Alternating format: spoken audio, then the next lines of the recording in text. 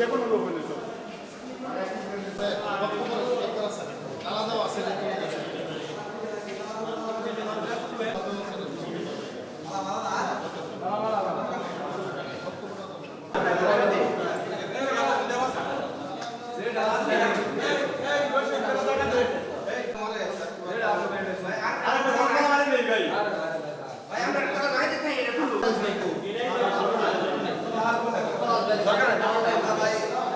আমাদের বর্তমান DG doctor Abul Kalam Azad, উনি আওয়ামী দোসর এবং ফ্যাসিস্ট হাসিনার দোসর।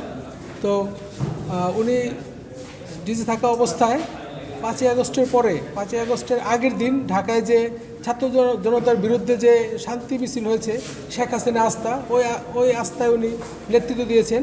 এবং পাশাপাশি 5ই আগস্টের পরে উনি ওই আওয়ামী দোসর যারা এই বিনাদে কর্মরত আছেন তাদেরকে পুনর্বাসনের ব্যবস্থা উনি করতেছেন। দ্রুত পদত্যাগ সহ আমাদের এখানে একজন যোগ্য মহাপরিচালক নিয়োগের ব্যবস্থা করে এই বাংলাদেশের একমাত্র পরমাণু কৃষি গবেষণা ইনস্টিটিউট, যেখানে আমরা পরমাণু শক্তির শান্তিপূর্ণ ব্যবহারের মাধ্যমে আমরা কৃষির উন্নত জাত উদ্ভাবন করে থাকি।